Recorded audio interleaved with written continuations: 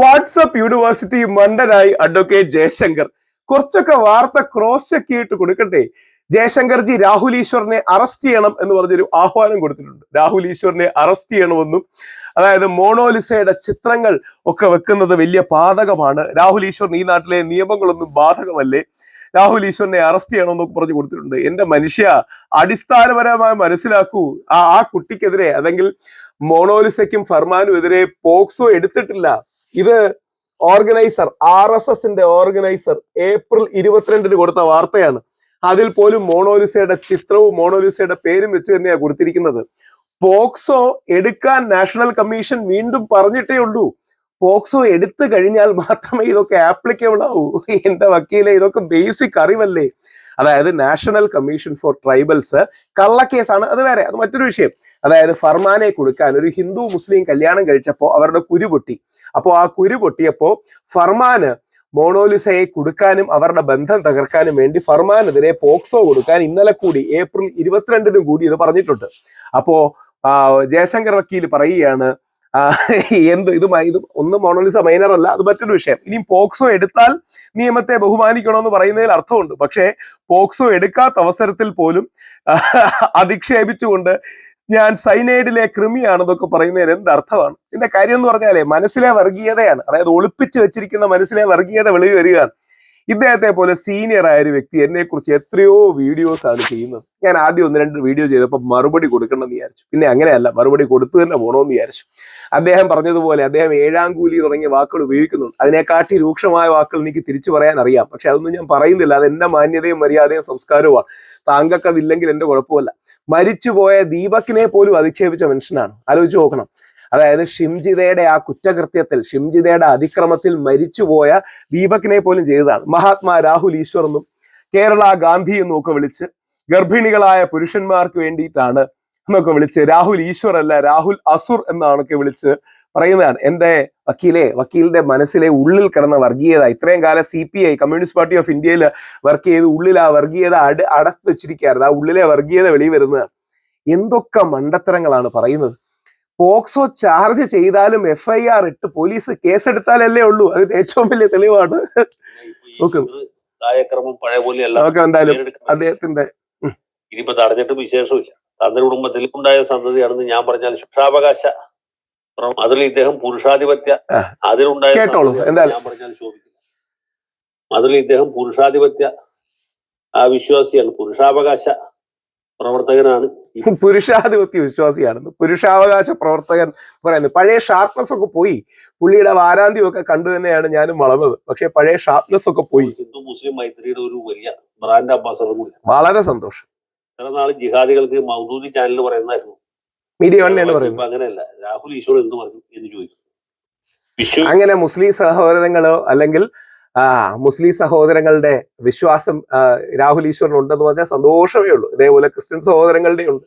നിങ്ങളെ പോലുള്ള ഉള്ളിൽ വർഗീയത വെച്ച് വെളിയിൽ കപട മതേതൃത്വം പറയുന്നവർക്ക് അതില്ല. വിഖ്യാതമായ മൂക്ക് എന്ന കഥയിലെ സഖാവ് മൂക്കന്റെ അവസ്ഥയിലാണ് ഇപ്പൊ രാഹുൽ ഈശ്വർ. ഈ രാജ്യത്ത് എന്ത് സംഭവം ഉണ്ടായി കഴിഞ്ഞാൽ ആൾക്കാർ അതിനെ കുറിച്ച് രാഹുൽ ഈശ്വർ എന്ന് പറഞ്ഞു. നല്ല കാര്യമല്ലേ? അതായത് നാട്ടുകാർ നമ്മുടെ അഭിപ്രായം തേടുക എന്നുള്ള നല്ല കാര്യമല്ലേ? പഴയ പോലെ ജയശങ്കർ വക്കീലിന്റെ അഭിപ്രായം ആരും തേടാറില്ല. അതുകൊണ്ടാണ് ഈ സംഘി കൃസംഗി ചാനൽസിൽ നിന്ന് മാത്രം ഈ വർഗീയത വിളമ്പിക്കൊണ്ടിരിക്കുന്നത്. രാഹുൽ ഈശ്വർ ഒന്നും പറഞ്ഞത് ആ സംഭവത്തിന് പിന്നെ യാതൊരു പ്രാധാന്യം. വളരെ നന്നായി, ഒന്നുകൂടെ കേൾക്കാം. ഈ രാജ്യത്ത് എന്ത് സംഭവം ഉണ്ടായി കഴിഞ്ഞാൽ ആൾക്കാർ അതിനെ കുറിച്ച് രാഹുൽ ഈശ്വർ എന്ന് പറഞ്ഞു. രാഹുൽ ഈശ്വർ ഒന്നും പറഞ്ഞത് ആ സംഭവത്തിന് പിന്നെ യാതൊരു പ്രാധാന്യം. അങ്ങനെയാണ് ഈ നമ്മുടെ രാഹുൽ മാങ്കൂട്ടത്തിന്റെ പീഡന കേസ് വന്നപ്പോൾ ഇദ്ദേഹം വിദഗ്ധ അഭിപ്രായം പറഞ്ഞു. ഏത് പീഡന കേസ്? 3 കോടതികളും സുപ്രീം കോടതി വരെ തെള്ളിക്കളഞ്ഞ കേസോ, പരസ്പര സമ്മതത്തോടെ ബന്ധപ്പെട്ട കേസ് കണ്ടോ? ഇപ്പോഴും പീഡനം എന്ന് പറഞ്ഞ് എങ്ങനെങ്കിലും രാഹുൽ മാങ്കൂട്ടത്തിനെ കരിവാരത്തേക്കുന്ന കണ്ടോ? അതുപോലെ തന്നെയാണ് അഖില ആദിക വിഷയം ഉണ്ടായപ്പോൾ അതിലും പുള്ളി കയറി അഭിപ്രായം പറയുക മാത്രമല്ല, ഇടപെട്ടു. അതിൽ നന്മയുടെ ഭാഗത്ത് നിന്ന് നിലപാടെടുത്തു. ആ നിലപാട് വിജയിക്കുകയും ചെയ്തു. അങ്ങനെ തന്നെയാണ് ഇപ്പോൾ. അതാണ് സുപ്രീം കോടതിയും NIA ഒക്കെ ശരിവെച്ചത്. ഓർക്കുക, മോദിജിയുടെ ഭരണകാലത്ത് NIA സുപ്രീം കോടതിയും നിലപാട് ശരിവെച്ചത് രാഹുൽ ഈശ്വറിന്റെയാണ്. ഈ കുംഭമേളയ്ക്ക് മുത്തുമാല വെക്കാൻ പോയ പെൺകുട്ടിയുടെ ഗാന്ധർവ വിവാഹം ഉണ്ടായപ്പോൾ അതിലും പുള്ളി അഭിപ്രായം പറഞ്ഞു. അതൊക്കെ മനസ്സിലാക്കാൻ കാരണം അഭിപ്രായ സ്വാതന്ത്ര്യം ഭരണഘടനയിൽ പറഞ്ഞിട്ടുള്ള മൗലികാവകാശം. പ്രധാന അങ്ങനെ ഏത് കാര്യത്തെ കുറിച്ചും അങ്ങനെ രാഹുൽ ഈശ്വറിന്റെ വിദഗ്ധ അഭിപ്രായം വന്നു. ആ വിവാദത്തെ അദ്ദേഹം സർവാത്മന അംഗീകരിച്ചു. ഇദ്ദേഹം നിയമവിരുദ്ധകാരിയാണ് എന്നാ പറയുന്നത്. പക്ഷെ ഈ വിവാഹം ഹിന്ദു നിയമം അനുസരിച്ചിട്ടോ ഇസ്ലാം നിയമം അനുസരിച്ചിട്ടോ നിയമസാധു ഇല്ലാത്തതാണ് എന്ന ലോ പോയിന്റ് പുള്ളിക്ക് മനസ്സിലായിട്ടില്ല. ഇനി മനസ്സിലായാലും പുള്ളി അംഗീകരിക്കാൻ തയ്യാറില്ല. എന്റെ വക്കീലെ, ബേസിക് നിയമമൊക്കെ അറിഞ്ഞിരിക്കണം. അതായത് യഥാർത്ഥത്തിൽ ഇവർ കല്യാണം കഴിച്ചത് ഈ ഫർമാനും മോണോലിസയും കല്യാണം കഴിച്ചത് Kerala registration of marriage common rules 2008 പ്രകാരമാണ്. ഇതൊക്കെ പഠിച്ചിട്ട് പറയണ്ടേ? അങ്ങനെ ചെയ്തുകൊണ്ടല്ലേ ഇവർക്ക് മാരേജ് സർട്ടിഫിക്കേഷൻ മറ്റും കൊടുത്തത്? അങ്ങനെ ഒരു പോയിന്റ് എന്തെങ്കിലും പഠനമില്ലാതെ പറയുന്നത് എന്ത് കാര്യമാണ്? പെൺകുട്ടിക്ക് പ്രായപൂർത്തിയായിട്ടില്ല എന്ന് പറയും. ആര് പറയുന്നു? അത് പുറത്തു വന്ന് അന്ന് മുതൽ കണ്ടോ, അത് പുറത്തു വന്നു നോക്കിയായി. ആര് പുറത്തു വന്നു? മധ്യപ്രദേശ് പോലീസോ അല്ലെങ്കിൽ അവരുടെ ഗവൺമെന്റോ പറയുന്ന കള്ളങ്ങളെല്ലാം വെളിപ്പെടുത്തലും സത്യവും, കേരള പോലീസും കേരള ഗവൺമെന്റ് പറയുന്നതെല്ലാം കള്ളവും. ഉള്ളിലെ ഹിന്ദുത്വവാദി പുറത്തു വന്നത് കണ്ടോ? പോലീസ് അംഗീകരിച്ചിട്ടില്ല, മാർക്സിസ്റ്റ് കമ്മ്യൂണിസ്റ്റ് പാർട്ടി അംഗീകരിച്ചിട്ടില്ല എങ്കിൽ പോലും ദേശാഭിമാനി പത്രത്തിലാകട്ടെ, കൈരളി ചാനലിലാവട്ടെ, ഏതെങ്കിലും മാധ്യമത്തിലാകട്ടെ ഈ പെൺകുട്ടിയുടെ പടമോ പേരോ പിന്നെ ഉപയോഗിച്ചിട്ടില്ല. വിവാഹ ഫോട്ടോയിൽ പോലും പെൺകുട്ടിയുടെ മുഖം മറച്ച് മാച്ച് ആണ് പ്രസിദ്ധീകരിച്ചുകൊണ്ടിരിക്കുന്നത്. അതിനുശേഷം ആ പെൺകുട്ടിയുടെ പേരും ആരും പറഞ്ഞിട്ടില്ല. പേര് പറയാത്ത പോക്സോ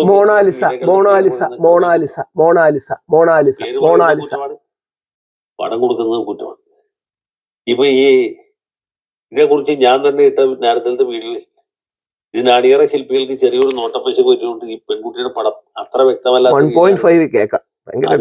തമ്പനയിൽ കാണിച്ചു. ഞാനത് വിളിച്ചു പറഞ്ഞാൽ സെക്കൻഡ് വെച്ച് അവർ മാറ്റി. കാരണം ഇത് ക്രിമിനൽ കുറ്റമാണ്. ഞാനും ഇതിന്റെ അണിയറ കൊടുത്തു എല്ലാവരും ചെയ്യും. അത്ര ഭയങ്കരമായ പ്രശ്നമാണ്. എന്തൊരു വിവരമില്ലാത്ത മണ്ടത്തരമാണ് പറയുന്നത് നോക്കി.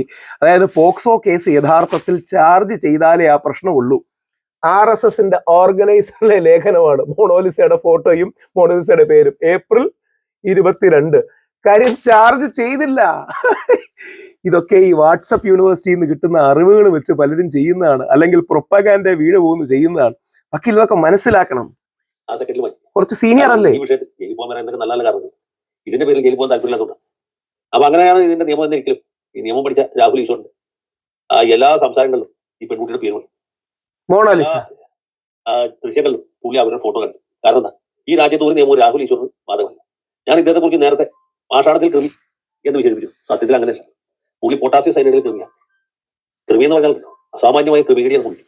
ആ ക്രിമികടി പറയുന്നത് മനസ്സിലെ വർഗീയ കൃമി കാരണമാണ്, മനസ്സിലെ വിദ്വേഷ രാഷ്ട്രീയം കാരണമാണ്, മനസ്സില് തീവ്ര ഹിന്ദുത്വവാദിയായി നിന്ന് വെളിയിൽ കപട മതേതരനായിട്ട് അഭിനയിക്കുന്നതിന്റെ പ്രശ്നങ്ങളാണ്. ആ പ്രശ്നങ്ങളെല്ലാം മാറി എന്ന് വിചാരിക്കുന്നു. യഥാർത്ഥത്തിൽ പറയുന്ന കള്ളങ്ങളും ഈ കുത്തിത്തിരിപ്പുകളും ഒക്കെ അഡ്വക്കേറ്റ് ജയശങ്കർ നിർത്തണം. എന്നിട്ട് അവസാനം ഇദ്ദേഹം പറയുന്നത്, ഇദ്ദേഹം ഒരുപാട് അസഭ്യ വാക്കുകൾ ഉപയോഗിക്കുന്നുണ്ട്. അതൊക്കെ വേണമെങ്കിൽ അതിന്റെ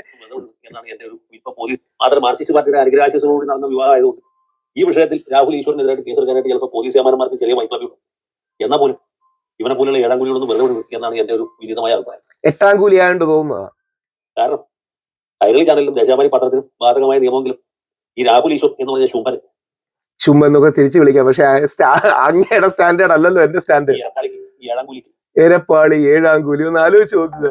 എത്ര നിലവാരം കുറഞ്ഞ മനുഷ്യനാണ്. തിരിച്ചു വിളിക്കാൻ എനിക്ക് അറിഞ്ഞുകൂടെ? തിരിച്ചു വിളിക്കാൻ എന്തെങ്കിലും ബുദ്ധിമുട്ടുണ്ടോ? താങ്കളെ പോലെ നിലവാരമില്ലാതെ മനസ്സിൽ വിദ്വേഷം സൂക്ഷിച്ച് വെളിയിൽ കപട മതേതരത്വം അഭിനയിക്കുന്ന ഒരു വ്യക്തിയല്ല ഞാൻ. അപ്പൊ എന്തായാലും ഈ നിലവാരമൊക്കെ കളഞ്ഞ് കുറച്ചുകൂടെ നല്ല നിലവാരത്തിലേക്ക് വരിക എന്ന് മാത്രമേ എനിക്ക് പറയാനുള്ളൂ. ഈ കള്ളത്തരങ്ങളും കപട മതേതരത്വവും ഉപേക്ഷിക്കുക, യഥാർത്ഥ മതസൗഹാർദ്ദത്തിലേക്ക് വരിക. അറ്റ്ലീസ്റ്റ് ഫാക്ട് ചെക്ക് ചെയ്തെങ്കിലും വീഡിയോകൾ ഇടുക. മിനിമം ഫാക്ട് ചെക്ക് ചെയ്യുക. ഇതുവരെ പോക്സോ ഇട്ടിട്ടില്ല, മനസ്സിലാക്കുക.